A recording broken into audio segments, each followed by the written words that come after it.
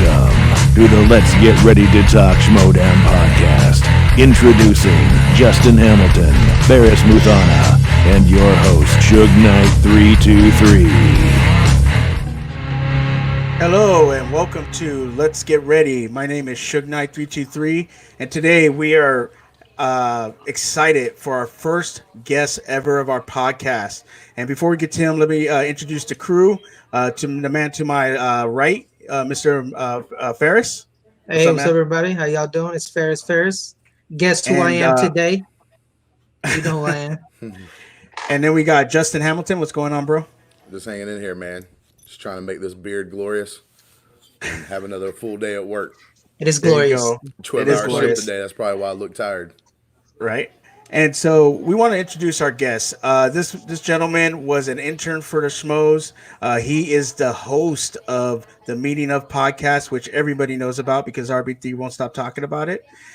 He's subscribe. Right. You better subscribe. He is just played his not his first official match, but you played before. So this is, but this is the first time in this arena of Schmoedown. His name is Andres Cabrera. How you doing today, sir?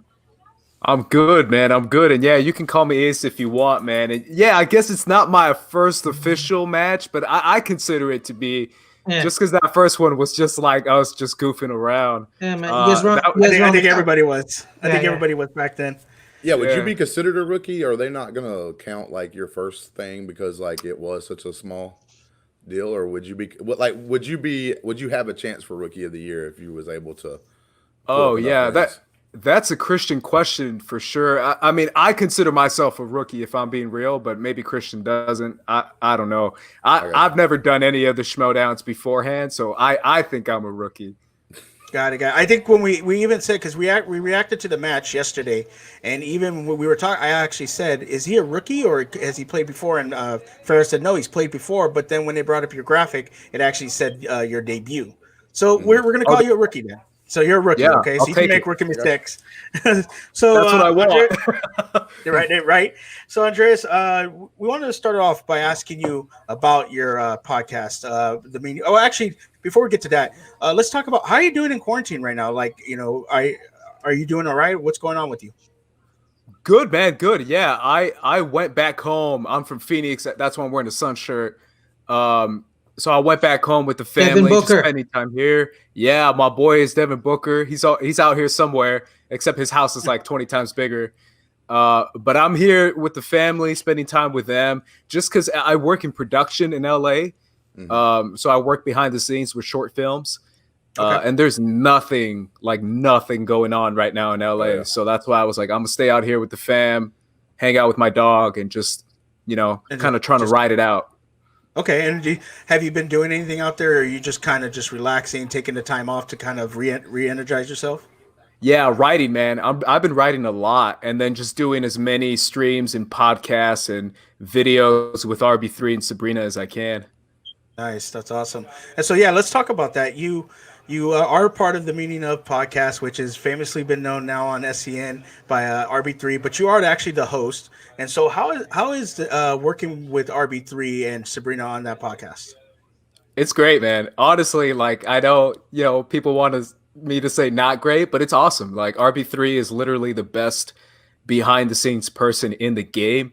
Like obviously he does like a lot of Schmoedown stuff, and he was, he used to be the editor too. So he's amazing to work with. We tell him if we want to do something and he does it quick. And obviously he's super smart, and I love his background of just like a USC film school grad. So that's amazing. And obviously Sabrina's a new addition. She was friends with RB3 beforehand, and then I was like, we got to get her on the mic. So I put her on the mic, like literally her first appearance on there. And she's amazing, dude. She has so many different takes and thoughts, and it's been going great, man. It's great. That's awesome. One thing I just thought about, man, like how big of a dream come true would it be? Because you said you were a writer, which I didn't actually know a lot about that. So I didn't know you actually wrote a lot of stuff. But how big of a dream come true would it be if like you wrote something and RB3 was able to film it? Oh, that'd be clutch. I would kill for that, man. Yeah. I mean, Yeah, RB3 is like probably gonna be on a different level by then. He's like, bro, I got so many screenwriters, man. You're just another one. But But that you got to I remind would him. love that. You Yeah, got to I would remind him love that that. you were the host of the meaning of. So calling Yeah, that favor. I gotta feel you, man. That's a tough thing to do. Like the writers, Mark Riley, one of the people in the Schmoedown, he does a thing called the Writers Room on his Patreon that I'm part of, and it's just been really cool to finally step in and actually start putting down some ideas to paper. And he's kind of motivated me, to go on and do that, and that's really cool. Like, and I understand how tough it is, man. Like, and right now I'm just doing like 5 pages a month or so, just trying to make it like that, not trying to kill myself like people will for like working out and everything. And nah, man, it's really cool, and it's really cool. I found out today that you do that. I didn't really know that you wrote. Like, I knew you worked back scenes stuff, but I figured it was more of a technical field. But to be a writer, that's pretty awesome. yeah. I do what pays the bills, man, and then on the side, I try to write. Funny enough, I used to write for like a TV studio. I had a pretty good gig when I first moved out to LA. Like, I got a full blown writing gig for a TV show that was actually airing on TV. And then they shut down because no one was watching it. But it was cool for like a minute when I had like my own spot in LA, which is really hard to do because it's so expensive out there. Like literally like my own spot. I decorated it. It was like all nerd stuff. And nice. I was making good money, and then they shut down, and I was like, all right, I guess I'm gonna move cameras and stuff. I'll do that for a living. But now, yeah, I appreciate is that it, man. something that we could go back and like see? Is this? I mean, because it's obviously been done. Like, What show? yeah, it's You got international. one It's an international show. It aired gotcha. in Netherlands, Holland. Oh wow. It aired in Oh. Holland, and I work with the Dutch are Nice. great. I've worked with the Dutch a lot. It aired in Holland, and it aired in another European country. I forget. So it's not it's LA based production. That's what we were, and it's an the show- international broadcasted show. Gotcha. Okay. Nice. And did That's you have to good. learn? interesting. Did you have to learn to speak a different language? I mean, They I like- saw your stream with Dorina where you spoke straight Spanish, and I'm Hispanic, but I didn't know what the hell you guys were saying. So I was like, all right. But did you have to learn another language to do that? I cannot speak Dutch. Apparently, English is like everyone around the world speaks English. That's what I learned when working on the show. I was like, really? They just understand English on TV? And they're like, oh yeah, everyone speaks English. And I was like, There's a cool. reason why they call it the money language, because most countries do make you speak Yeah. English for that reason, to make American dollars. Yep. So speaking of English, one of a non-English thing is that we're looking up about you is that you are a huge anime fan, anime fan. And so, what kind of animes are you into? Dude, Attack on Titan right now, you can see the poster a little bit, is like probably my all-time anime, that and Ghost in the Shell. I like sci-fi anime, action anime, and like horror anime. That's kind of what Attack on Titan is. I like the hardcore stuff, not the romancy stuff that people send me. Sorry, guys. People send me a ton of like romance anime, and I'm like, dude, I'm sorry. Like, if no one's getting like stabbed or shot, or there's not a fight scene, I'm good. Okay. Nice. Yeah. Thanks for bringing that up, Suge, because I do have a question here. Now, I'm a person that I found out that I do like some anime, right? Like, there are some that catches my fancy.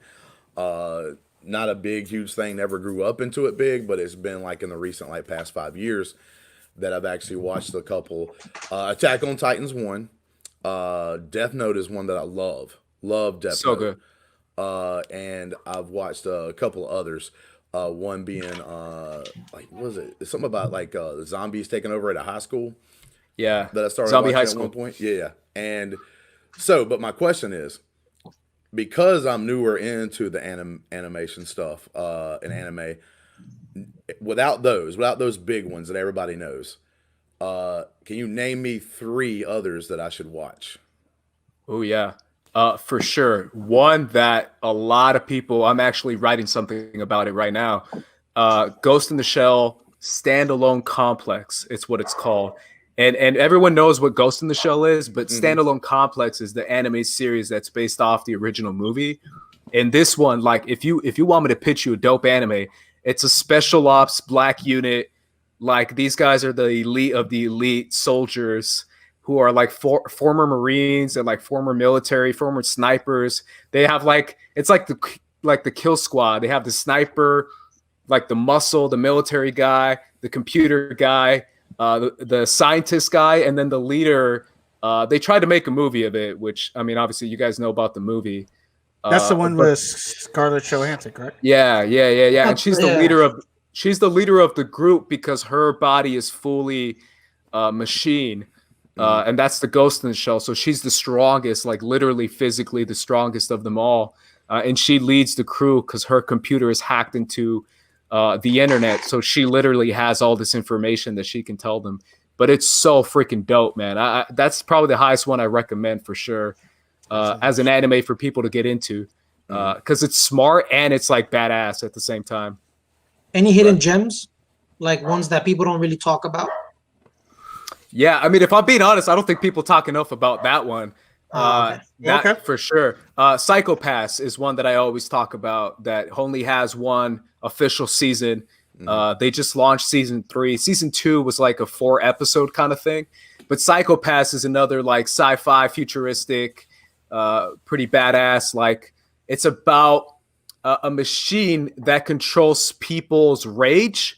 So if you have too much anger, they label you as dangerous, and you're placed into a rehab system.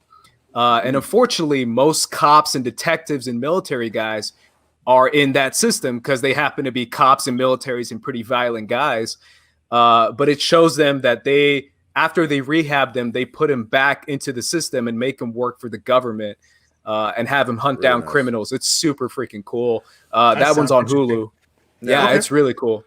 One thing you brought up was kind of interesting. I didn't really think about. I'm a big, huge horror fan. So can you name me one, like, besides Attack on Titan, because it's obvious, like I said, it's really popular. I've already seen it.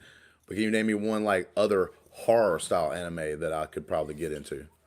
Yeah, Parasite is one that is really interesting for sure. Is it labeled to the actual, like, movie that was just made? Like, the one? No, that's what people thought. Yeah, so Parasite, I think it's with a Y instead of the I. Gotcha. But Parasite is a horror anime that's really creepy and pretty disgusting and pretty wild and super freaking smart.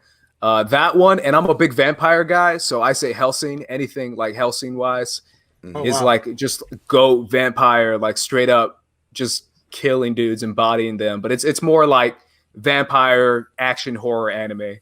But Parasite is much more different. Okay, did you like the Hugh Jackman Van Helsing movie back in the day? You know what? I don't hate it. Yeah, right? I'm with Cabrera. It's a little cheesy, but it's a little cheesy. It's fun. I'm with Cabrera. It's a fun movie. Yeah. So with your science anime love, Andres, is that why it spoke to you to watch Devs on FX? Is that what connected you to? Dude, that's part of it for sure. Like sci-fi is my thing, man. Like Devs is. I'm glad you know that. Thank you for that, by the way. Devs is wild, because man. Of you, man. I'm watching it because of you, man. I kept watching the meaning of, and you kept bringing it up. I was like, hey, all right, man. If Ace is saying this is a good show, I'm gonna watch this. I watched the first 2 episodes, man. I'm hooked. They got me. Nick Offerman creeps me the hell out, and I'm like. And I'm ready. This isn't no Ron Swanson, Nick Offerman. That's all I gotta say. I'm eventually going to have to watch. That's all I gotta say. You gotta watch it, man. Every morning I wake up and Ferris has got some kind of like comment or something about. He does. He talks about it all the damn time. Yeah, man. Dude, I'm loving it, man. My thing is like I'm obsessed with like technology in general, and the idea of like Silicon Valley having all this type of technology and the type of people that are over there. Like that's why I like the corporate mastermind. Like bad guy, like Lex is like my all-time favorite villain. And if Lex was like in the modern world, he'd probably be in Silicon Valley. He'd probably be the head of Google. Yes. So that's why I kind of like the idea. Yeah, I'm talking of like Lex in modern version. Yeah, like Lex Luthor. Okay, yeah. I was like, wait, is this a is there any character in that show? Yeah. So my thing is like Nick Offerman is like that Lex type where he's like, oh, I'm doing this, but it's justified because I'm smarter than everyone else and I'm richer. But he's still like not evil either. He's just very like passionate about what he wants. It's cool. My favorite scene is I think it's when they're I'm not giving away too much, is when the machine is almost perfect and the old dude and the young dude they're arguing, and the old dude's like, have you ever listened to Bach or Mozart? And the young dude was like, no. Then you don't know shit. Shut the fuck up. Yeah. That's my favorite scene up to this moment, but there's probably gonna be better scenes later on. There's other great scenes. Yeah, that was my favorite scene. Yeah, nice. Yeah. So, well, I will say that I'm a big horror fan, like I said earlier, but my other big, huge fandom is Star Wars. Oh, and yeah. You like Star Wars a little bit, I've heard. Yeah. One of the things I like to ask people these days is if they realize. All right, I'll just ask you a question and let me see what your answer is. Oh, I know what this is. What is the greatest act done by a Jedi in Star Wars history? Oh man, I'm assuming this is a trick question, right? No, it's no. What do you really think? Like going back through, we're just gonna go canon here. We're not gonna go EU because there was some crazy stuff that happened in EU. But straight up canon right now, what do you feel is the most powerful act done by a Jedi? I'm gonna say Qui-Gon accessing Force Ghost. That's actually a good one. I think that's the most badass thing that any Jedi has done, and he's the first to do it. So I'm gonna give you that one, but the question was trying to get you to come out and say, my man Luke Skywalker in The Last Jedi, with what he did, was the greatest act that's ever been done by a Jedi. That's true. So many people hate on this movie for whatever reason, and a lot of it's to do with Luke, and I've never understood it because it made Luke relatable to me. He wasn't the whiny little boy that he was on Tatooine. He's a grown man now. He's realized that even though he was this great legend and hero, that he did have to fall because all these things wasn't working out. He thought everything was going in place. He became a legend, and even him being a legend, things bad happen. And we always forget, the man lost, what he thought was his parents, right? He lost them. They were incinerated on Tatooine in the first movie ever. And he had to go through his life with all these bad things happening, realizing his dad was the most horrible thing in the galaxy that fell through the dark side. And he had to try to bring his dad back. All these things that happened to him through his life would have affected him. And when he got to that age and he tried to renew the Jedi Order and that failed, that was another failure for him. Even though he's this great hero, he also had failures in it, and it affected him in a way. And to me, it's the most awesome thing a Jedi's ever done because we always learn, EU and in the new canon, that a Jedi is only supposed to use his force for defense. He's never supposed to use it for attack. And for him to do what he did when he projected himself, to sacrifice himself, to realize his mistake and sacrifice himself for the entire galaxy. And it comes full circle because Obi-Wan sacrificed himself for them to, leave the first Death Star. And then Luke to take that to another level where he sacrifices himself, not just for a group of people, but for the whole entire galaxy. And to do it in that way was a beautiful thing to me. And it stood for what the Jedis truly were supposed to be. Not that you show up with your lightsaber and take out a bunch of AT-ATs or take out Kylo with a lightsaber. It's actually you doing something that doesn't cause harm to anyone, but yet you save everyone. Yeah, that's good, man. That's good. That's deep. I've watched Star Wars. My brother was hardcore into Star Wars when I was younger, but I watched all the movies. I was there at premieres and everything, but I never was like that. I'm not that person right now online that's screaming about everything that's going on. Nah, so how do you feel? How do you feel, Andreas, about the current state of Star Wars? If you want to talk about it, obviously Star Wars fandom right now is very divisive. The Last Jedi, people didn't like it. The Rise of Skywalker. People have kind of mixed feelings about it. So what's your feeling about the whole Star Wars universe right now? Yeah, I used to be on a Star Wars show called Jedi Council. Yeah, you were great on it, Andres. You were great on it. Yeah, you took over for Ken when he left, correct? Christian. No, he took over for Christian. Yeah, for Christian. Okay. Yeah. Okay. Which is even I was like, bro, how am I gonna top Christian? But yeah, for sure, man. Fife and Ken. Yeah, it was me, Emma Fife, and Ken, and it was short because obviously that's when Collider stopped, at the beginning of the year, and they let us know they were shutting down. But yeah, I was one of the people that I was like, oh, I'm let go, and I was like, okay. But my takes were really controversial in that show, and the comments let me know how they wanted to kill me for my takes, man. Because I used to watch that show, man. I'm going to tell you right now, I loved it. And I loved when you actually took over, right? Because Look, the whole point of this thing is, and I try to tell people, when you go see a movie, it's all about the place you put yourself in when you go to see a movie, right? Like if I'm going to go watch a movie that's getting Oscar buzz, of course I'm going in there looking for that Oscar feel. When I go and watch a Star Wars movie, I'm 13 years old again, propping my feet up, eating popcorn and enjoying the ride. Like that's all I'm there for. I'm not there to nitpick. I'm not there to notice Oscar-winning performances because that's not what it's supposed to be. And people like you and Ken Knapsack and Mark Riley that go on here. Joseph Scrimshaw. Yeah, Joseph Scrimshaw that just comes in here and is super positive, right? Like they're sitting there and they just talk about the good things. Yes, there's things that they can talk about that they feel like wasn't the greatest thing in the world, like you did a couple of times, right? Like when you were reviewing The Mandalorian before the show was canceled and stuff. Like, but for that positivity, man, like you are the people that show me that Star Wars will never die, right? People like you and the people that you were working with and stuff like that show me that Star Wars will never die, because even though 10, 15, or 20% of the population that loves Star Wars may have, you know, their panties in a wad for this or that, the other people just want to enjoy it. And I thank you. Actually, I wanted to tell you thank you for being, thanks, man. For having your takes, right? And for seeing things your way. Yeah. There's a right way to watch things and a wrong way to watch things. And a lot of people started watching Star Wars for the wrong way. Yeah, man. With me, when I was watching it, man, it was you were a breath of fresh air, because I think like me and you, we're both prequel lovers. Like I love the prequels. You grew up with the prequels like me. Like growing up, when people would shit on the prequels left and right, I always felt like I liked the wrong things. Like, oh, but I like the Phantom Menace. It's a good movie. But they're like, it's trash, and Attack of the Clones is worse. And I'm like, but I like Attack of the Clones. Oh, I love. And then when you came on and you were like, I love those movies, and I was like, oh, whoa. Did he just say that? Yeah.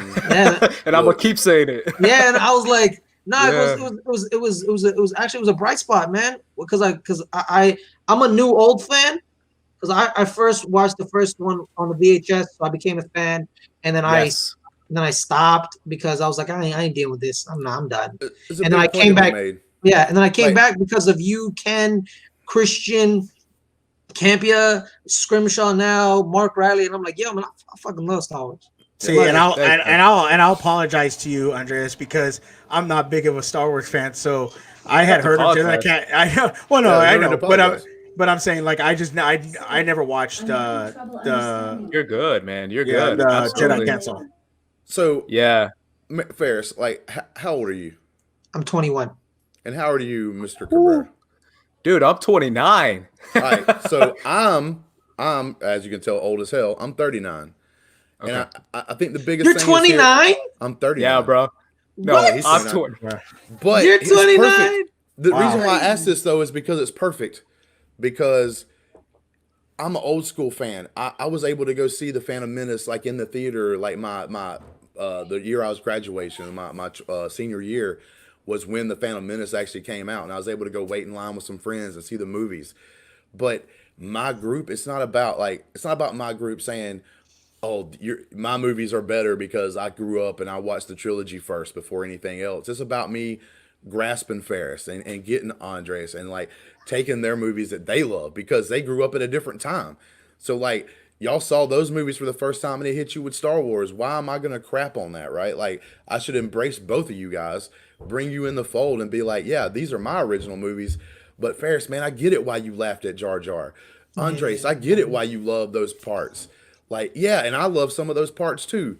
Like, and everything else. And I just love the fact, like I said, I love the fact that you're being positive, but we did start to get on a kind of a rant with it's like it's all being a big fan of yours when it comes to Star Wars and your takes on Star Wars is why that happened. So what do you think, like Suge was trying to say, like, what do you think Star Wars is probably going to do here coming up? Yeah, I mean, honestly, man, my thing about the state of Star Wars, because everyone's hating on it right now, and everything you said is spot on. Like, my thing is always about, like, I did an episode with JTE, shout out to JTE, talking about the last Star Wars movies. He's been on the Schmoedown a million times, so you guys know him. But my thing was like, he was hating on it, and I'm like, bro, like, how many kids are going to watch this new trilogy and be like, yo, how badass is Poe? Yo, how crazy cool is Kylo? Like that fight scene in The Last Jedi, like that's their Star Wars, and that's cool. Like I can't take that from you. But my thing is, like I said on the Mark Riley show, Riley's Cantina, I said they should just give it time, man. Give it time. Give it like a good 4 or 5 years, in my opinion. Time heals. And I feel like if you give it time, that'll be a good opportunity to introduce a new Star Wars movie, but just do it later. Like right now, TV's killing it. I think The Mandalorian's badass, and I think that's a cool show for them right now. Oh yeah, well, yeah, because you brought up The Mandalorian. They waited. Ahsoka's coming. Yeah, because they waited. So because the last movie came out in '85, I think, or 80. Was it 85? I think it was. I'm bad at movie release dates. I think it was 85. It's 83. And then 83. It was 3 years. Then, it was 77, 80, and 83. If you're talking about the original trilogy. Yeah, exactly. And then after 83, they waited till 99. Like that's a massive ass chunk. And then everyone was like, "Holy shit, Phantom Menace! Let's go see this. Star Wars is back." You know what I mean? So like, give it 4 to 5 years, and we'll see what happens. You know what I mean? Yeah. And what stories would you want to see, Andreas? Like, what stories were you be interested in? I know one of the books I read when I was younger, but they kind of went in that direction with The Rise of Skywalker, were the twins. That was one. So I know I don't know anything about canon. Like I said, I'm not that huge of a Star Wars fan, but I remember there was the twins and one turned to the dark side and all that stuff. So what stories would you be interested in? Yeah, I also said this on Riley's Cantina, so I'll kind of copy what I said. But I said, even if we take a look back, like maybe 500 years in the past for the Jedi Order, like what if back in the day the Jedis, you know, had this rule or had this implementation, and there were sections of the Jedis fighting almost politically about what the Jedis can and cannot do. And I think it'd be cool to have like a hero on each side where the Jedis are fighting between each other, talking about you know, where the Jedi jurisdiction should be as far as like what the rules should be. And I think it'd be really cool because it could be like intellectual for like people who want to think, and they could still have like Jedi on Jedi action, if anything. And it could be like almost like a Jedi covered history thing where they kind of covered it up. And that's why we don't really know about it. Gotcha. Nice. So guys, I would like to divert our attention to why we are here. And it is the Schmoedown. And Andres, you had your first match, technically, well, it was probably 3 weeks ago, but it aired on Monday. Do you want to continue with? Do you want to talk about the match or? Oh, please, let's do it. Yeah. So it was a match. Yeah. So you take it, Andres. You take it, Andres. It's a match. How did you prepare? Yeah, how did you prepare for that match? I got my ass kicked. Yeah. But that's why Ferris loves you so much. He doesn't want to bring up the fact that like, it's really tough. Like, say, bro. I didn't know it. Like, you know what I mean? Because I was like, yo, because I was one of the people like, yo, man, y'all gotta stop talking about this Robert Parker kid, man. My dude Ace gonna come after y'all. He gonna get it. And I'm watching the match. I'm like. Yeah, he had a bad day. I tried. I mean, to be fair to me, Robert Parker is like he's all the hype, bro. Yes, right. Like he's all the hype. It's amazing. Yeah. Well, like to be fair, they put me up against like I told Christian, I'm like, bro, you put me up against like the real life Harry Potter. Like that's not fair. Yeah, we was talking about the match, man, and like I'm gonna tell you, like it's shades of Barbarian. Like you got threw into a buzzsaw like Cleve the Pimp Wiggins did, kind of, because like the Barbarian shows up and he's like good as advertised, man. Right? Literally only goes down to his 2-point questions. He only went to multiple choice once. He was perfect. Even on his steals, he was perfect in that game. Like, and with this match, Robert Parker was even more basically than perfect because he didn't have to go to like his multiple choice not once, got every question correct and stole every opportunity he did. Like the dude came in and was like perfection, right? Like there's nothing like, so who would have like I was telling these guys, it's like, okay, cool.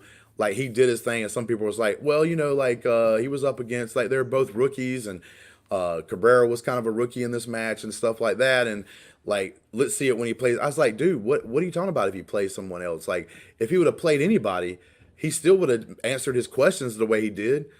Like, literally, I don't know if Smets would have beat him the day he played you. because unless all of a sudden he got some questions that just baffled him at the very end, like who was going to do whatever they were going to do, right? Like who was going to be able to take that? So before we get into that match, let's actually I wanted to ask you about your Schmoedown career, because like we said, you debuted, but it shows that you played a couple matches before, and you said you never played a match? I played one match. I thought it was like a fun match. It was a handicap match. Oh, okay. Yeah, it was me, Cody, and Copster against Dan and Riley, which is still unfair. Especially if you think about it now. They weren't even champs then. They were just Dan and Riley. Dan Murrell and Mark Riley. Two like goats. The AfterBuzz days? Was it during the AfterBuzz days? Where it was on the couch? Yeah, that's right. Yeah. And it was a different format too. Yeah. So I don't count it. Okay, so you don't count it, but you had been around the Schmoedown as behind the scenes, so you had kind of seen the gameplay, kind of knew how it went about, correct? Yeah, of course, yeah. Okay, and so then this year the draft comes and Winston drafts you. I mean, how did that feel? Because I was at the draft. I don't know if you were there. I don't know if I saw you, but how did it feel to get drafted? It honestly, I laughed. I thought it was great, man. I didn't expect to get drafted, and I just got hit with the tweet. Like they really made it feel like it was like a draft where you did not know if you're going to get drafted or not for anyone who wasn't there. So I just got hit up with the tweet that I was drafted, and I was like, I'll take it. Did you go running into their house telling your parents like I got drafted, and they're like, drafted for what? No, I just got scared because I was like, bro, I'm not that good at trivia. Like, I'm a hardcore nerd. Like, there's no doubt about it. But trivia is like, I'm okay at it, but I can do Innergeekdom. I still think I can.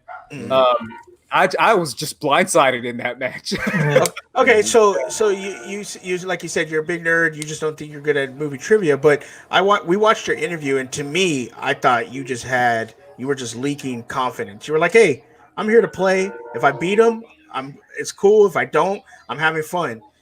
So so you guys do your thing and you come out and you start answering questions. So during that, like, how were you feeling? Like, were you like, okay, I'm keeping up with them, up to the point where you missed that first question, where you're just like, all right, I'm keeping up with them. I'm feeling good. Like, how were you feeling?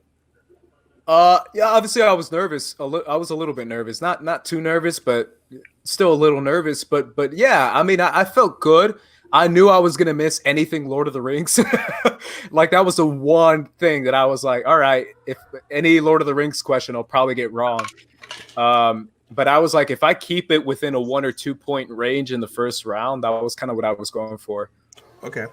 And so then obviously you're playing Robert Parker, and he's got this hype. So you walk in his, like you said, you walked in his match and you're like, I'm going to try to keep it to a 1 point, 2 point game going into the second round. But then you missed a question. Did you start feeling it slipping away right away, or were you like, no, I could catch up, or I'm okay. No, I felt okay. I mean, obviously, if I'm being real, man, and I know I'm jumping ahead and I'm messing up your whole thing. Oh no, you're good. You're good.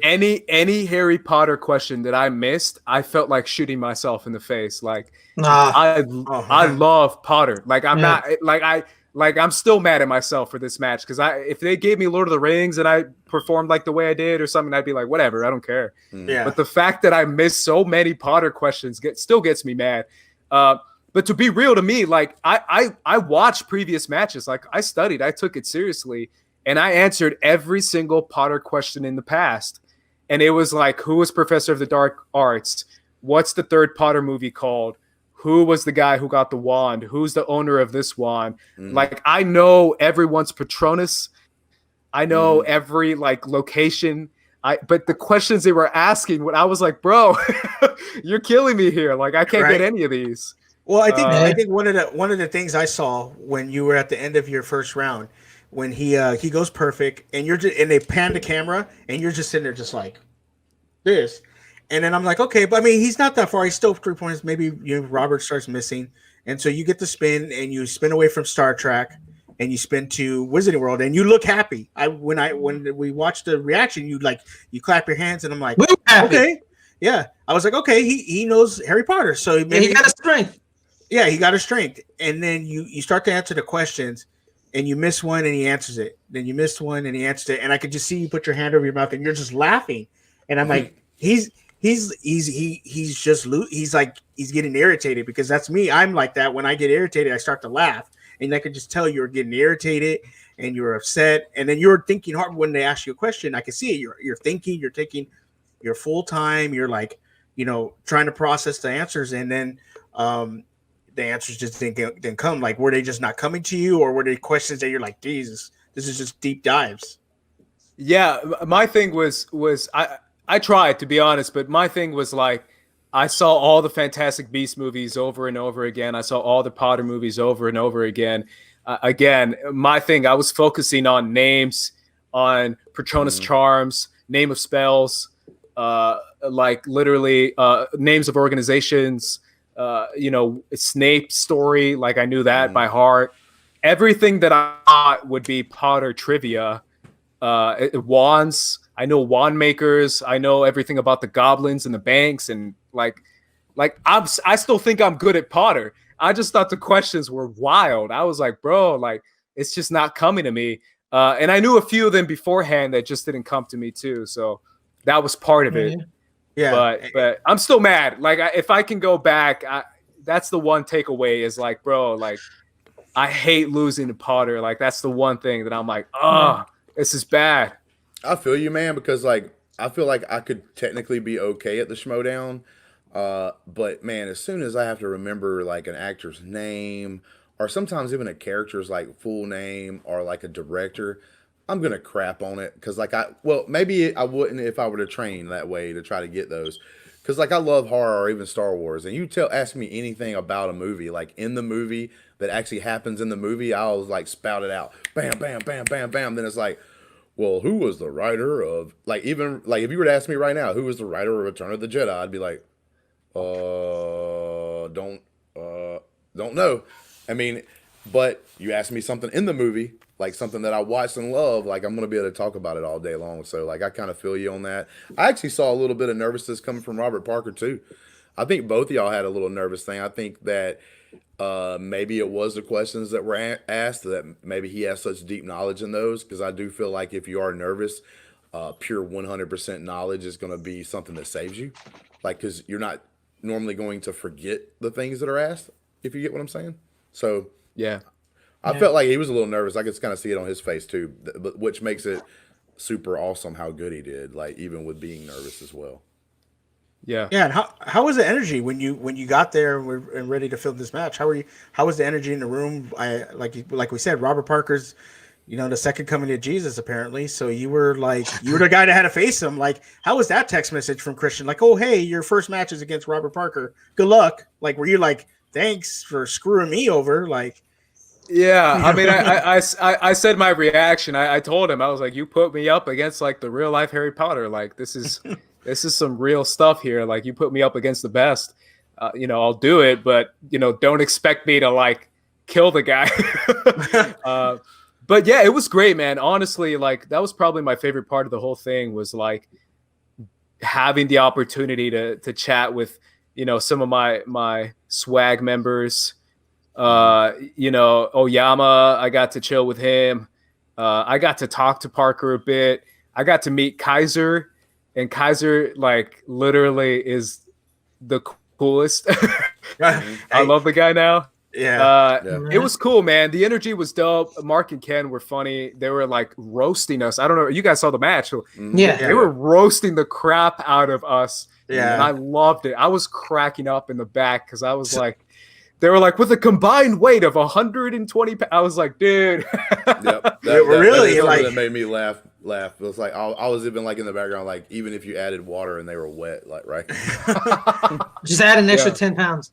So speaking of your swag squad, how's it being under Winston? Like how are you feeling with that? Having a manager, having someone that helps you out? Are you in a lot of talks with him and stuff like that? It's great, man. It's honestly all the hype, like for real. Like people talk about managers a lot, and they should be talked about a lot because they actually help out quite a bit. I have to give a shout out to him because he was constantly in communication with me, letting me know what was up. And then obviously he set me up with Chandru too.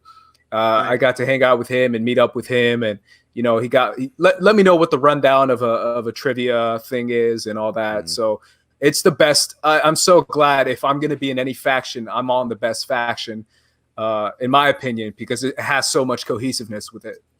So did you meet up with Chandru the Heel or Chandru the Face? Yeah, apparently he's a heel. I thought he was. I mean, when I met the guy, I was like such a nice guy. Right? He's such a nice young boy. Yeah, man. Apparently he takes jabs at people. He gives them a little ribs, and people don't like it. So it's kind of funny. But you look at the guy and you're like, oh, he's the sweetest guy ever. Like, look at that smile. He's a heel. Look at that smile. Look at that smile. Everyone has their opinion about Chandru, and I'm sitting back here going like, wait 1 second. Everybody wants to go heel face. This guy should be like the Two-Face of the Schmoedown. He should be like one match. He's the happy, like smiling, dancing guy. And then like on another random match, he's like the other side. He's like the evil. And like you don't know what you're getting. I mean, I just think that would be perfect for the dude, because even when he was on backstage, he was like kept waffling back and forth about like what side he's gonna be on. He was like, I guess I could be this or this. And I was like, nah, bro, it's like perfect, man. Just be Two-Face from Batman. Just don't call yourself Two-Face. But yeah, because you don't want to get sued. Yeah, you don't want to get sued. You don't want to get sued. So he's great. Well, speaking of Schmoedown, Andres, I would like to go a little bit further back in your Schmoedown related career. Is it true or false? Did you get an internship with the Schmoes back in the day, and were you one of their interns with Christian Rubacaba and Cody? Yeah, it's so funny. How did you get involved in the Schmoes Know back in the day? Yeah, I mean, honestly, man, like I just had a stream. I don't know if you guys know Darina. Yes. Yes. She used to be on Collider Live. Yes. I just did a stream with her, and she asked me the same question. She's like, "You work for the Schmoes?" And I was like, "I worked for them for like 3.5 years." The problem was that stream was in Spanish, so I couldn't understand it. That stream. Andres, I was there, and I was trying to ask questions, and I was like, I should have paid attention. I should have paid attention in Spanish class. I'm gonna be real.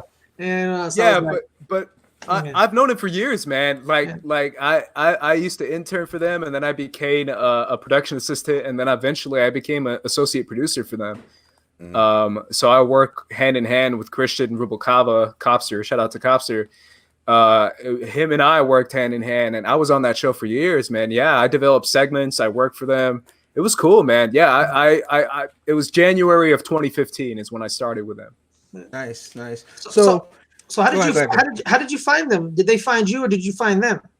No, man, I'm a fan. Like I'm legit like a fan. Like RB3? Did you call in like RB3 did? I did. I called in beforehand. Yeah, I've called in before. I called in a few episodes. But even being, from Arizona and just, watching them on YouTube, I was a fan of them for the longest time.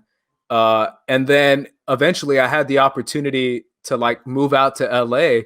So I went to LA Comic-Con, formerly known as Kamikaze, and I found them, and I went to the panel, and I told them, I said, hey, I work in production for a living. If you ever need any production help, let me know, and I'm there. And sure enough, they hit me up. Copster hit me up right away, and the rest is history, man. Yeah, I was hired. Yeah, I was hired as an intern. Is that how you ended up connecting with RB3 to create the first cut? Because I remember back in the day, you guys were doing it out of you guys' apartment with the green back screen and RB3 with the big fro in the back. Is that how you guys hooked up? Is that how you guys hooked up? Yeah, that's how we met, man. I like how RB3 told a story on the live stream. He was like, bro, I found the only other guy who likes hip hop and who, was like a different dude. And I was like, that's me. That's the Mexican dude right here. But yeah, man, I met him there, and then we linked up, and we're like, why don't we just do a show? Because that's when Copster, Cody, and Christian Copster were doing their thing with the Wangers. Yeah. And someone commented, and they were like, what about RB3 and Ace? And I was like, yeah, what about us? Yeah. Let's do a show. So yeah, that's how we started it. Okay. So how do you guys contrary to some people's beliefs is I actually like hip hop, but some of you people forgot about Dre. He always has to come out with his one-liners. So Andres, so when you're doing the meaning of podcast, now let's switch back to that. Like, how do you guys pick your topics to break down and dissect? Honestly, we just kind of freestyle it. The way RB3 and I have done it for years is I send him a suggestion, he sends me a suggestion, and then we just kind of debate as to what works. We try to do it based on like what's coming out. Like if Jordan Peele is coming out with us, we do like a horror episode, or if Christopher Nolan has a new movie coming out, we do a Nolan episode. So we try to make it up with the directors based on what they're doing each week. That's kind of how we try to decide each episode. And then from there, sometimes we do franchises and we just say whatever we're watching or whatever we want to talk about that's easier to talk about. And we do franchises. So we do franchises and directors every week. Yeah, I quite enjoy your guys' three's chemistry. It flows nicely and genuinely. I really enjoyed the Eddie Murphy episode with Dwayne. That was one of my favorite episodes. Dwayne's cool, man. Yeah, that was one of my favorite episodes. And now you guys are really starting to blow up because of RB3. You and Sabrina are getting a lot of exposure. You're playing in the Schmoedown. RB3's on SCN prior to this COVID thing, and Sabrina was going to try to be join the Schmoedown. So you guys are really going to be in the future, going to be really looking good with three amazing talents, three young talents, because you guys are so young. And what are your plans for the future? Not only with your podcast, but also the Schmoedown. Obviously, you lost your match, but you still have an opportunity to maybe play in a tournament to get back into it. Well, what are your plans? Yeah, man. Honestly, my plan is I want to win. Like, if I'm being real, I'm hyper competitive. And I know, like, my thing was like, all right, I'll take the L and I'll be the guy who's just the jobber to just put over Rob Parker. Even though I'm not really putting over anyone because I'm nobody in trivia. Don't say that. Somebody. Don't say that. You are somebody. Andres, nice wrestling callback, by the way. Yeah, but that was a good one. That was a good one. Yeah. Wrestling's my thing, bro. I love wrestling. Oh, really? I've been getting back into. Real Ripley, Andres. Real Ripley, Andres. Real's my girl, bro. Real's my girl. Yeah, I heard that you were a Ripley fan now. Are you sad that she lost the belt to Charlotte? Yeah, but again, that's one of those things that I was kind of expecting. They wanted Flair to take the first bout. And I'm hoping they'll make it like a series or trying to make it a rivalry there. But I'm trying to get back into wrestling. Is I used to be really, really into it. Like I used to try to write for it and try to call matches. Really? Oh, you wanted to write for it? Me and Justin backyard wrestling. Me and Justin watched WrestleMania 11. Yep. And 19 I'm actually starting a thing like because all the really old stuff I loved as a kid, right? So like I have that. I don't have to watch it. I can recite everything, who won and all this good stuff. So I'm like, you know what? I've only went through and kind of watched as I was a teenager and stuff, the from like 95 up.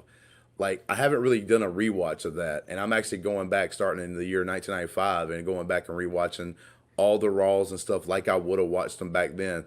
So like when WCW kicks in towards the end of 95, I'm going to watch the Nitro and watch the Raw, like watch the Nitro, watch the Raw and the pay-per-views and stuff like that. So I'm actually doing that right now.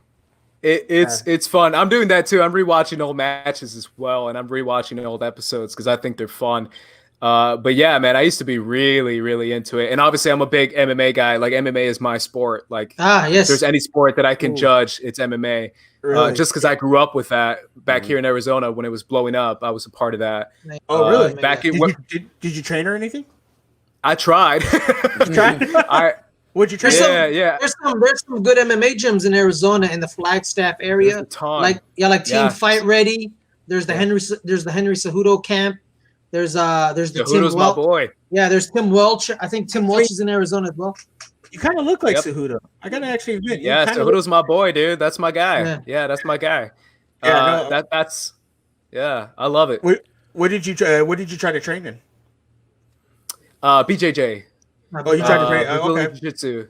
Nice. Yeah, that's the one thing that I can do, right? Because I'm little, right? So my thing is like, if I'm going to learn a martial arts, I'm going to learn a martial arts that helps the little guy against the bigger dude. Good basis. Brazilian jiu-jitsu. Good basis. Because I heard younger. Well, go ahead. Yeah, 65% of most fights always end up on the ground anyway. So if you know something, you're good. Well, most people, like especially younger people, don't realize that when the UFC first started, they were actually tournaments.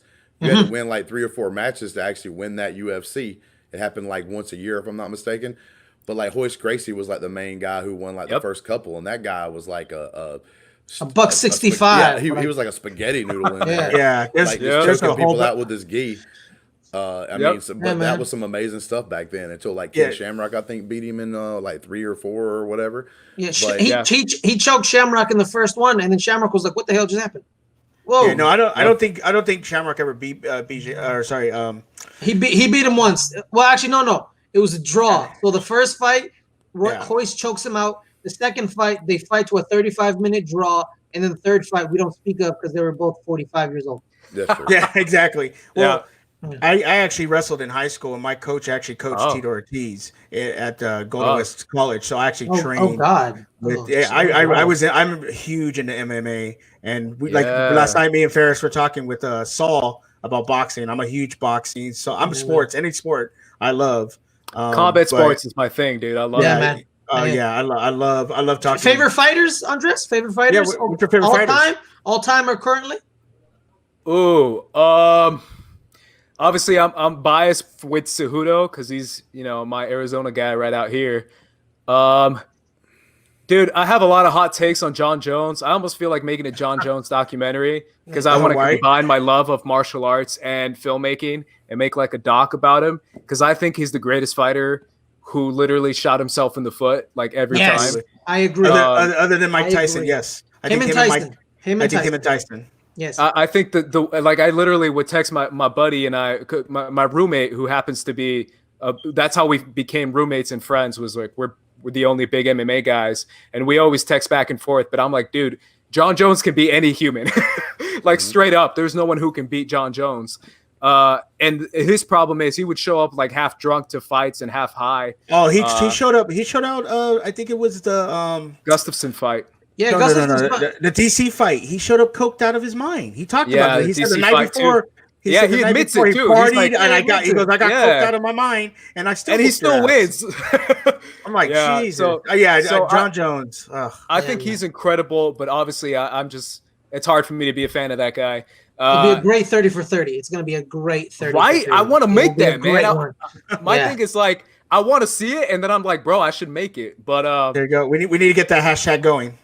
Andreas for 30 for 30. Andreas for 30 for 30. There we go. No, man, he's doing his own thing. He doesn't have to rip on the coattails of ESPN. Cabrera's coming out with his own. I was trying to get him some more money. I was trying to get him some more money.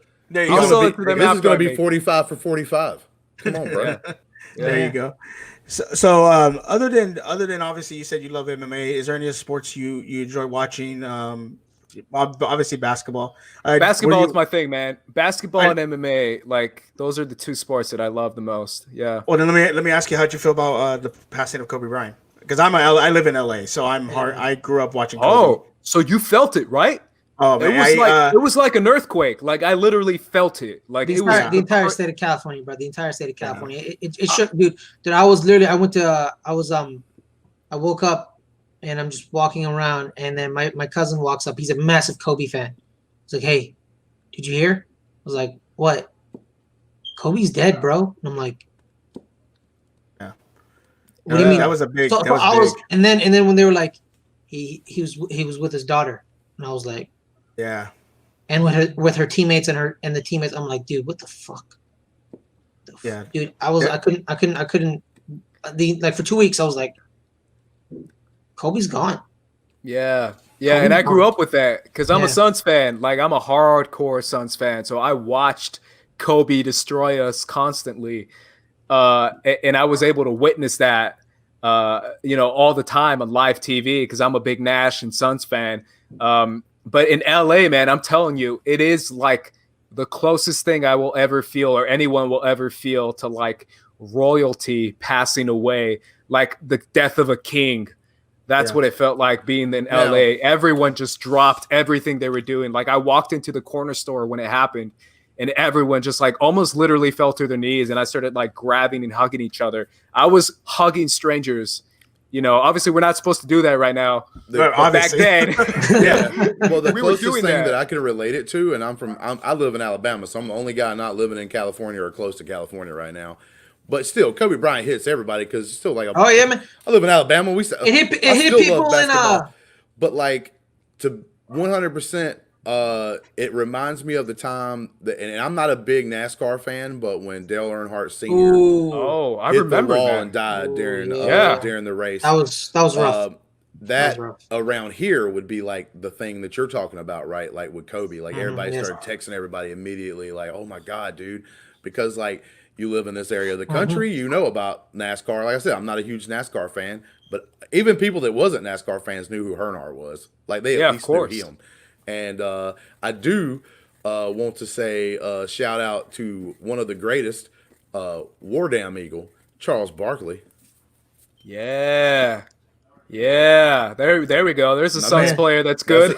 Yes. There's a few of them. The rounds, mound of rebounds. Shout out to Dan Marley. Shout out to Dan Marley, guys. Dan Marley, the homie Dan Marley.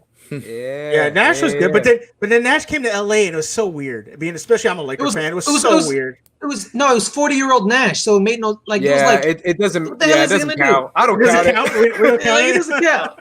40-year-old Nash, like 40-year-old Steve Nash was like, if you guys got 25, his back was broken half. Yeah, by like, that point. Yeah, man. Yeah, but he played. You know why he played so good though? I really enjoyed watching him. It's him and Kobe used to battle. Him, Kobe, Tim Duncan. You know, Kevin Garnett. They that's what and especially with this Hall of Fame class, that was so cool to watch them just beat up on each other. And they played to win, man. They didn't play to fool around. They played and none of them were friends. I mean, I'm old enough to have seen Michael Tim Duncan Jordan doesn't like Kevin prime. Garnett. He still doesn't like Kevin Garnett. Like Tim does not like Kevin Garnett. Right, but I was able to watch like Michael Jordan during some of his prime. And let me tell you something. When I was watching him, I hated that guy. And you know why? Because he beat Charles Barkley. He beat my Reggie Miller, like some of my favorite players. Amen. I would look That's into when the you screen. know he's good. Yeah, I would look into the screen, and Michael Jordan would look straight into my eyes, and I knew it was over. And I hated that. Yep. I hated the fact that I had to see Charles Barkley not get a ring. Yeah, exactly. That was Kobe to me. He would kill us every time, and I would watch him destroy the Phoenix Suns every year. And I was like, I hate Kobe Bryant. He's so good. It was incredible. A lot of people felt that way. Well, you know, Andres, like if you ever want to talk, you know, MMA, sports, I mean, I'll talk all day. That's my bread and butter. That's why I love Schmoedown because I grew up enjoying wrestling, but I also like the sports aspect of it. But we don't want to take up too much more of your time, and so it was great. It was great getting to meet you, getting to talk to you, and we hope to see you again. And go ahead and plug whatever you need to plug about, you know, where they can find you, your shows. And, you know, obviously we all know about the Media Podcast. It's brought up all the time by RB3, but you know, plug everything. Rightfully so. You know, but go ahead and plug everything about you, man. Obviously, Twitter and Instagram, Squad Leader Race, as you see on the screen right now. Thank you for that, by the way. I appreciate it, man. First Cut on our YouTube channel. You can find the Meaning of Podcast on First Cut. Yeah, tune in for movie reviews, podcast episodes on directors and movies. We could talk about indie movies, big movies, franchises. We're doing The Matrix. So it's a lot of fun. Make sure and check that out. I do have one thing to say. This is a message from Ben Goddard saying that he would have beat you in that Matrix quiz. Ooh. So that's a challenge. I forgot. I don't know about that. I was supposed to tell you this. So we can set this up. You versus Goddard in the Matrix. I'm just saying. Certain people like to spout out like a bunch of hot air, if you get what I'm saying. Not going to name any names. But some people get a little too sensitive when it comes to certain topics. Yeah, but my thing is, honestly, I appreciate each and every one of you. And I'm being real. Like, I'm not just saying that. Like, obviously, it's a pleasure talking to you, Justin, Ferris, Suge. This was great, man. It was fun. And really sentiment goes back to you because one of the most awesome things. One of the most awesome things is, and like we're at the very beginning of the podcast, there's going to be mistakes to be made. Maybe our flow isn't the greatest as right now, so because we're starting to learn and everything else. But I'm so glad to have you on because of the two things I knew you liked, and I was able to ask you interesting questions on. But just to find out like how much you love the Phoenix Suns, things that other people wouldn't have known about, right? Like your MMA love and stuff like that's not as big out there. All your Schmoedown or behind the scenes with SEN and stuff like that's known a lot. And obviously like your stuff because you did the Star Wars show. But yeah, man, finding out all these like hidden gems that you like and finding out that you were a writer earlier, that was pretty awesome. And thanks for a Dutch TV show. Yeah. Yeah. What was that show called? What was that show called? What was that show called?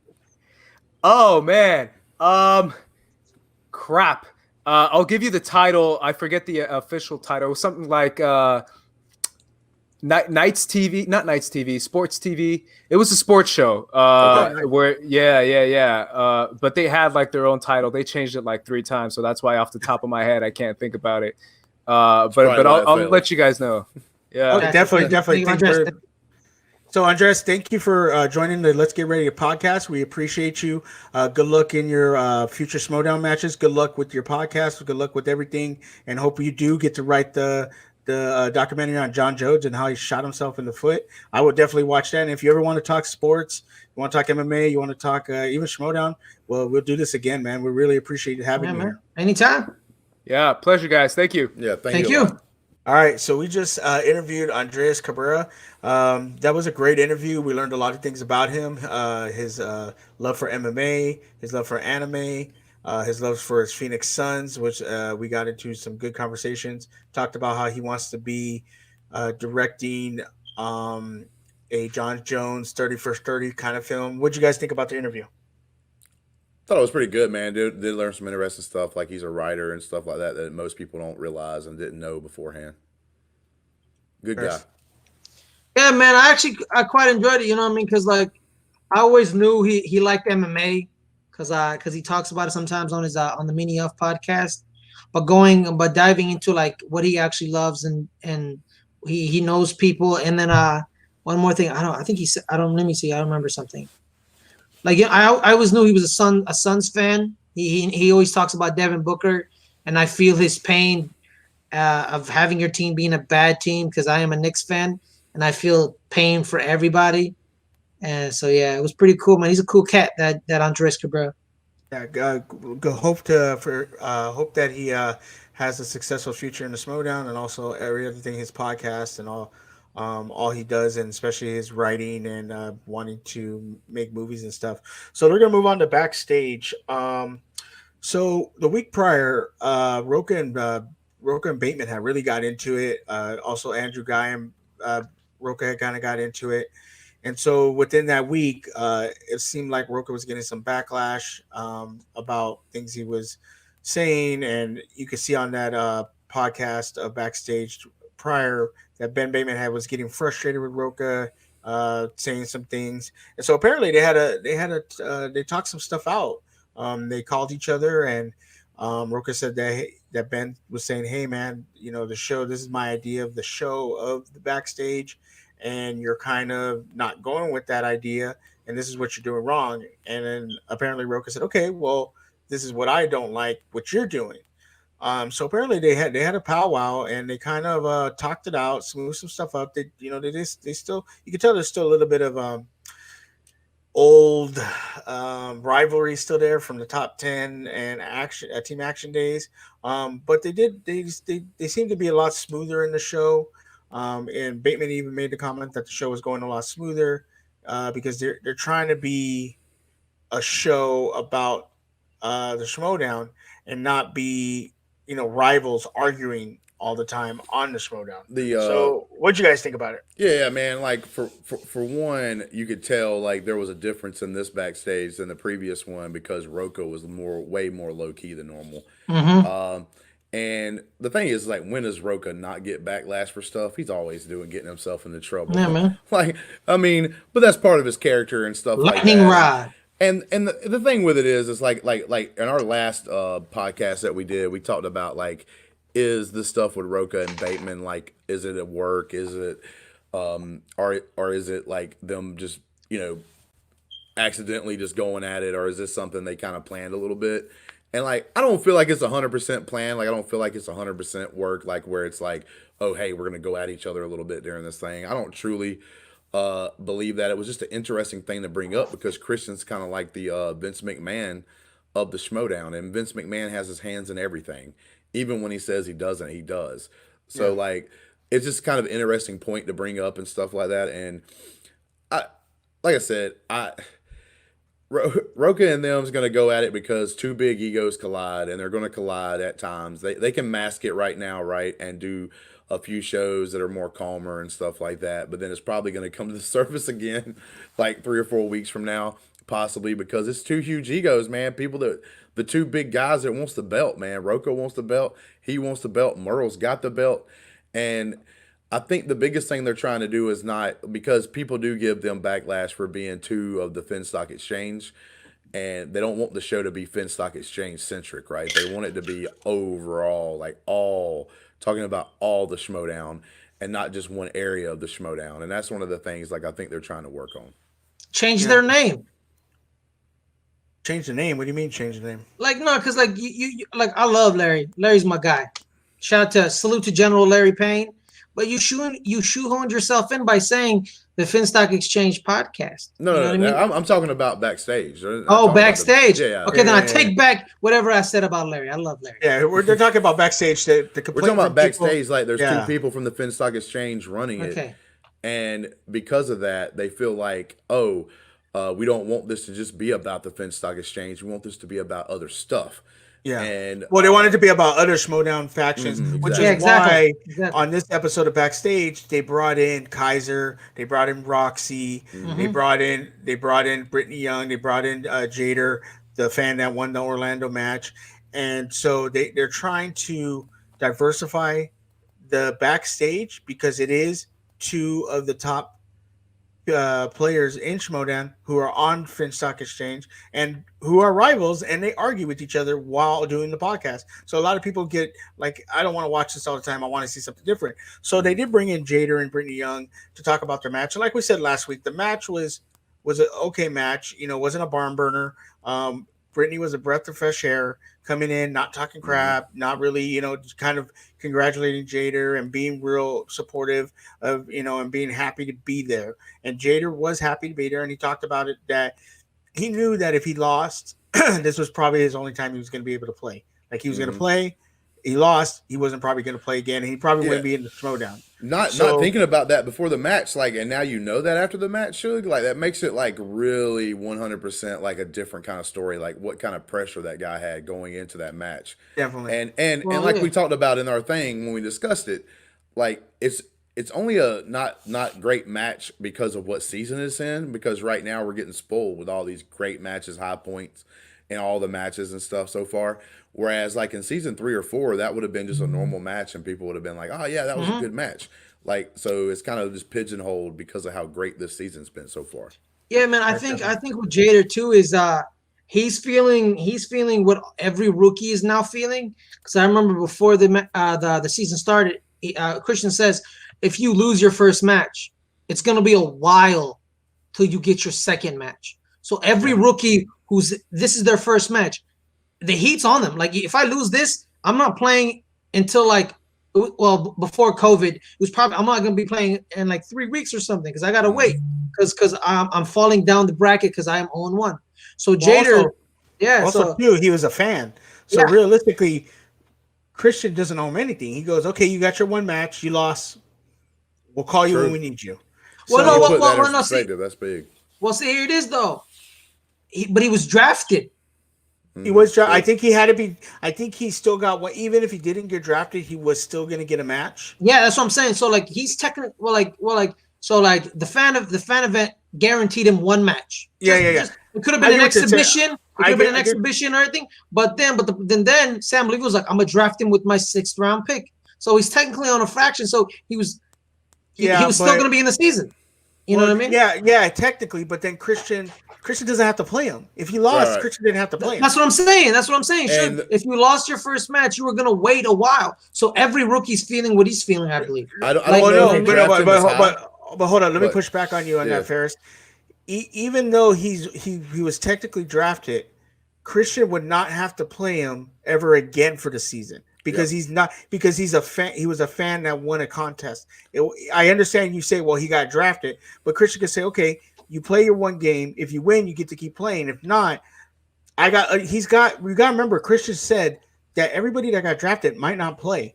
So I'm saying is, what I'm saying is you're saying, well, everybody would have to wait 3 weeks. No, Christian could just be like, no, you're not playing for the rest of the year. I got other people I gotta actually take care of because they're I got a quick point right here, and then I'll let Ferris rebut. Like my quick point would be this: is it the possibility that he got drafted because of the new point system, right? Like he's guaranteed a match.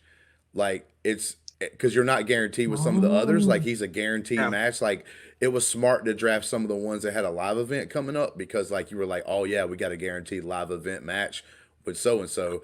That's why I drafted him. So he might have got drafted on the premise that he's got a guaranteed match. Yeah. And so and if he were to win like he did, he's going to get more matches. He's going to get yeah. No, I agree with you, Justin. That's probably was going into Sam's thinking. Maybe Sam talked to him and saw something in him. We don't know what Sam hasn't really been around to talk about it. But there goes that damn train. Damn it. No, so no. Jader, he proved he can play, and he deserves another match. I have no problem with that. And Brittany Young, I do want to see her in other stuff, maybe exhibition matches, maybe a team match, and maybe another singles match to try to get into the tournament. I think she's earned her spot, and I'm okay with that.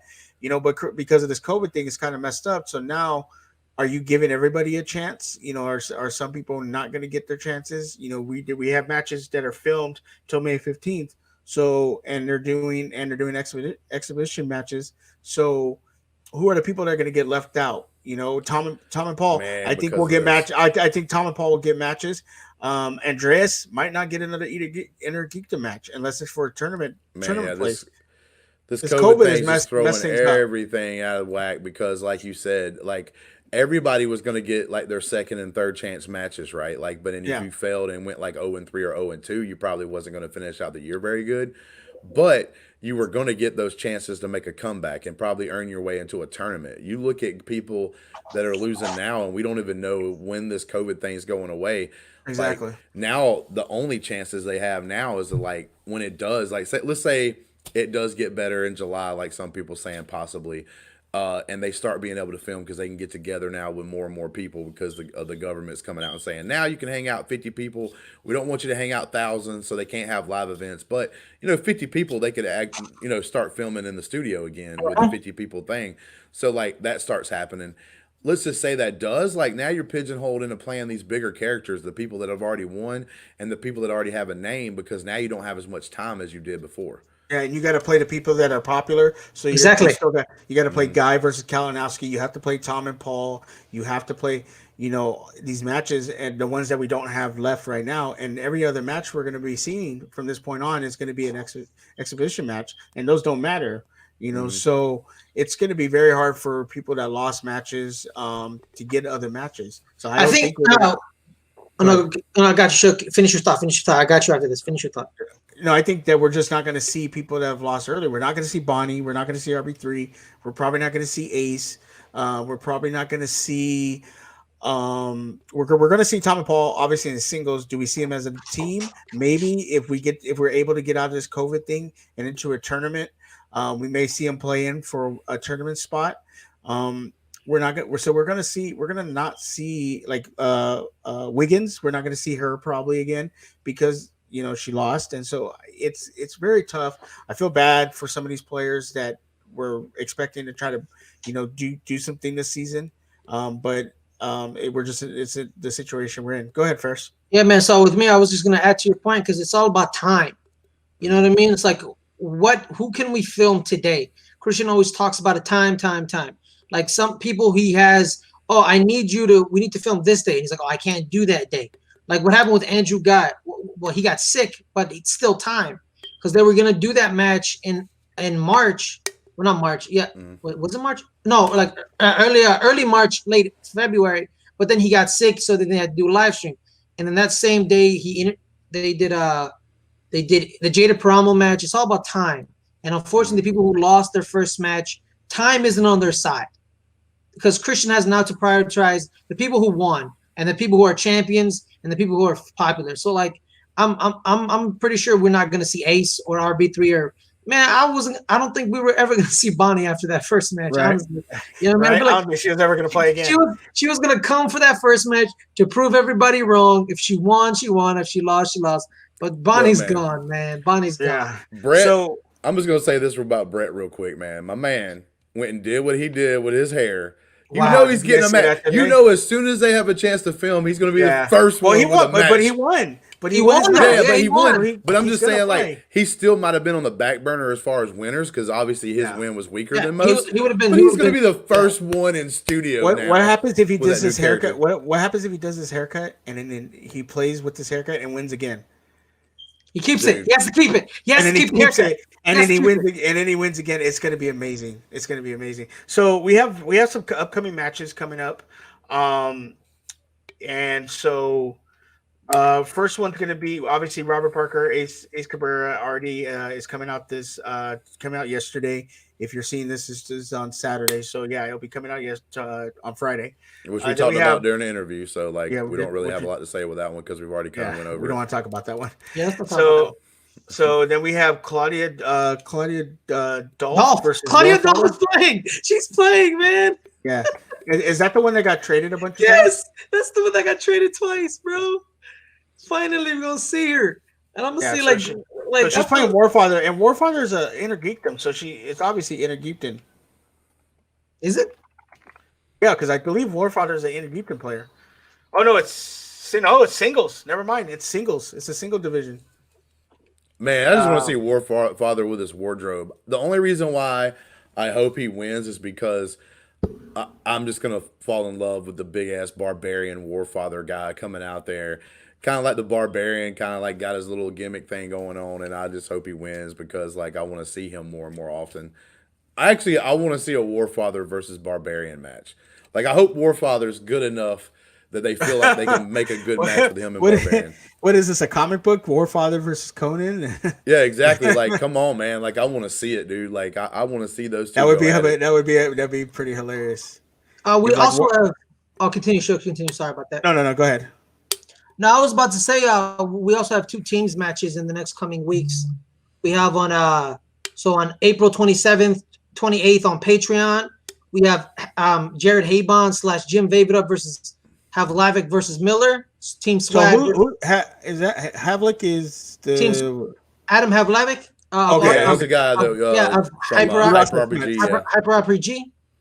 Okay, and then we have after that we have Eric Zipper and Stacey Howard. Yes, that's going to be a good match because we're going to see how Zipper plays, and Howard, for some reason, she can beat the marks, and she can, she's beaten Mark Riley and she's beaten Mark Ellis. So you never know with Stacey Howard. So that's going to be interesting. Just like Ferris was talking about with timing, I just feel like hers is with timing. I feel like some matches she prepares big time for, and those matches are the ones she shocks the world. But then there's matches where she didn't have enough time. It seems like to prepare as good, and those are the matches where she doesn't look as strong. Like. Yeah, no, totally. And then on the last in studio match that they filmed, which is May 15th, is the Pride versus the Real Rejects. This match is probably until we can start shooting again, it's probably one of the biggest matches we're gonna have because I believe people are gonna go after Rachel and Ben religiously. They're going to go after him religiously the day the match comes out, that obviously Patreon see it first, and then afterwards. And so this is going to be a huge match. And Ferris said it perfectly again. He brought up timing. This is filmed before the fallout from their first match. So they couldn't make the corrections. So they didn't know which corrections to make in the second one, and a lot of fans aren't going to be smart enough to realize that, right? They're still going to be like, "Oh, they're doing some of the same things." So, like, I hope they do. I hope they do, man. Because, like, look, actually, I got an inside source. Okay, I got an inside source. I've been doing this podcast. Suge McGee podcast. Doing this podcast. I've actually been talking to a lot of people. It's very interesting. But I will say, apparently, but I'm going to tell you this. Don't know why. During the match, someone cusses out somebody, apparently. Nice. I don't know if they cuss them out, but they cuss. And it'll probably be edited out, but when the match happens, it's going to probably be edited out. No. We'll kind of figure it out because there's someone told me that there's a point that they get irritated with each other. Prediction. Nice. Prediction. I have a prediction. What is prediction? Greg Galbo pisses off Ben Goddard. See. We'll see, but it's going to be very interesting. And like Justin said, this is prior to the fallout of their first match, So if they do the same thing in the second match, dude, I'm gonna love it because like what they did, I'm gonna love it. But all these Schmoedown purists and all these Schmoedowns, you got to respect the game. Frank Janis is probably gonna go after him 10 times. But then if they lose to the Real Rejects, which is a possibility, Real Rejects is way better than their record. No, they are, but their record though, and I get what you're saying. Justin, when you say they're a lot better than their record. But when you look at a record, and you look at a record, and you're just looking at a record and not actually going by basis of if you just saw their record, you'd be like, oh, they're garbage. Their record's 2-5. Yeah, you'd say literally they're garbage. If the Pride loses to Real Rejects, even though we all agree and everybody agree across Schmoedown that the Real Rejects are a different team right now, if they lose to the Real Rejects at 2-5, Ben and Rachel will never hear the end of it. They will be skewered. They will be skewered over a fire as people laugh. Absolutely. And the only way they can come back from that is if they get to play in to get into teams tournament if COVID ends and they make it like at least to the semifinals or to the finals. Otherwise, fans are going to not let them unhear it. They're just going to roast them. They're going to talk shit to Ben. They're going to talk shit to Rachel. And so I hope they win the match. That's my hope. Or I hope it's like Real Rejects got lucky and answered a 5-pointer that they didn't think you were going to get or something like that. Because let's say Pride gets blown out. Oh, Could you imagine? It's over. If it's a TKO in the third round, Ben Goddard and Rachel are going to get murdered.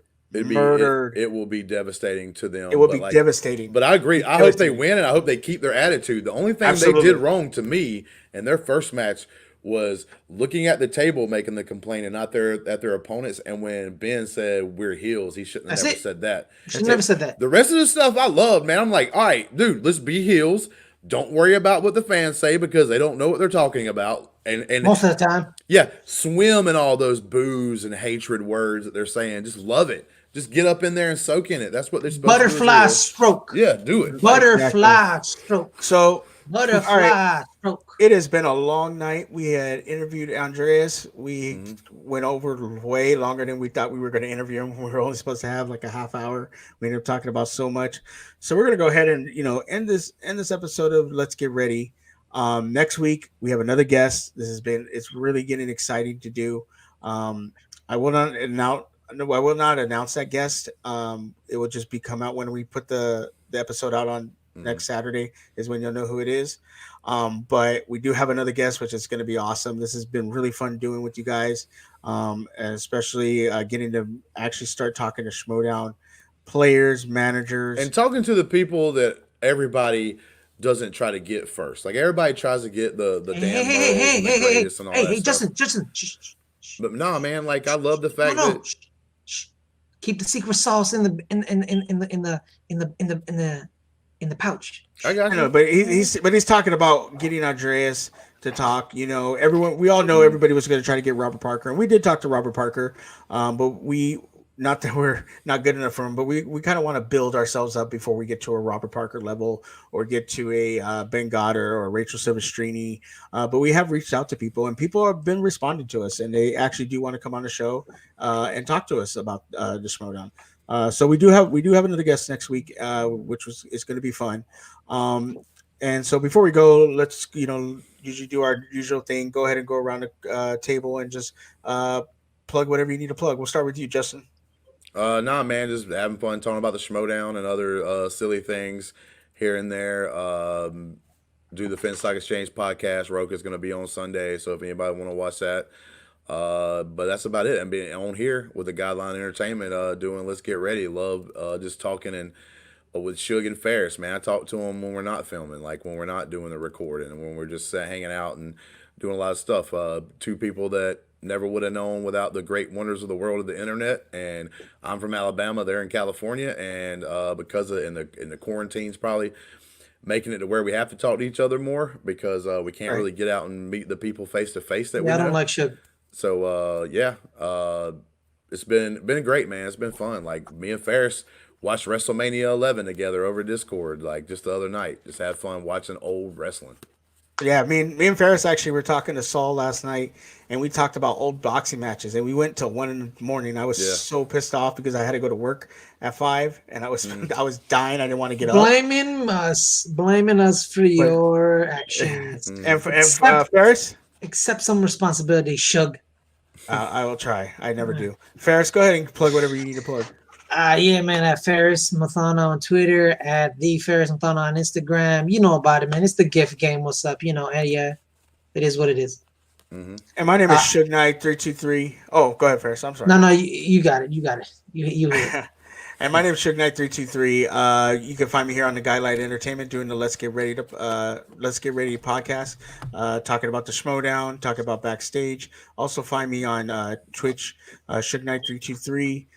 Playing video games, and also my reaction channel, and we're dropping the reaction for the Robert Parker Andreas Cabrera match. Me, Ferris, and Justin this time watch the match, so you can see our reaction on my channel.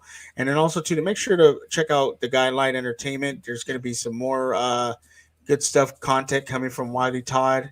He's going to be doing some Bond stuff. He's going to be doing some other movie stuff, and we're going to just keep rolling and try to grow this and hopefully, get it to where we're respectable, and maybe we get flown out to Los Angeles and try and win a podcast award, like Call to Action did. All right, you guys, for all of us here at the Let's Get Ready podcast, really appreciate you, and make sure to hit that like, subscribe button, and if you enjoy our content, just let us know in the comments and what you think and what's your thoughts about what we talked about and your thoughts on the Andre Cabrera's interview.